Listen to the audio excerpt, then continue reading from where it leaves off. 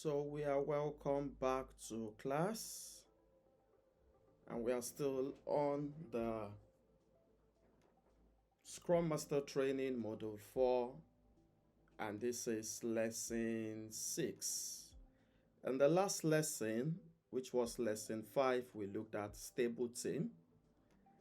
And in this lesson, still on best practices in Scrum, we would be looking at a practice we call happiness metrics. Happiness metrics.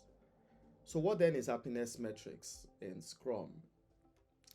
So happiness metrics in Scrum refer to qualitative measurements of team morale.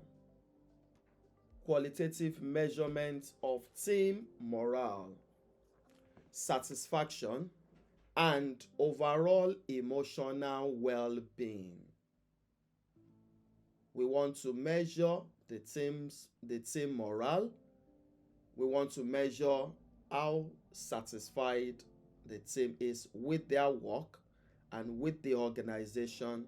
I want to measure the overall emotional well-being. So happiness metrics is to determine the team's psychological safety also. In Agile, we recognize that the team's performance, delivery, and contribution is dependent on the team's psychological safety. How satisfied the team members are, how emotionally balanced they are. And that is what happiness metrics is used for. So in happiness metrics, you could have different ways to carry them out.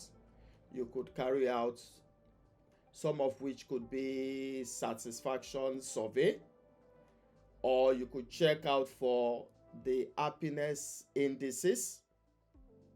You could also do one-on-one sessions with developers, team members, to know what their pain points are, to know how well they are satisfied in the team, how well they are satisfied in the organization, what are some of those things they want improvement upon.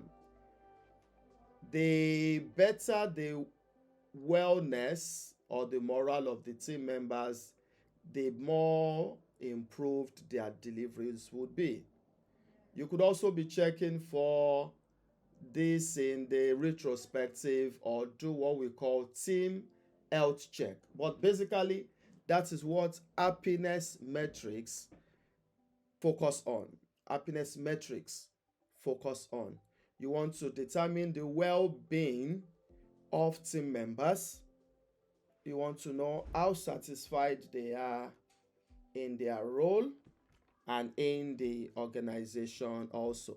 So let's quickly look at a few of the considerations in determining happiness metrics. You want to first define a clear objective. Why are we doing this? What are the benefits we need from this? Some of those I've mentioned earlier. Then you want to select your relevant metrics or tools to use. I've mentioned some of those in the last few minutes also, talking about satisfaction survey or doing one-to-one sessions or checking for happiness indices or checking for teams health check and all the rest to determine the happiness of team members. Then also frequency of measurements. How frequently do you want to do that? But more importantly, or also important, is the anonymity and confidentiality of this. You must be able to paint or have a safe environment where team members could express themselves without being picked on, without being labeled or being taken badly. A safe space for team members to express themselves. You want to ensure there is transparency and adequate communication. There should not be negative energy. You want to also action the insights for continuous improvement.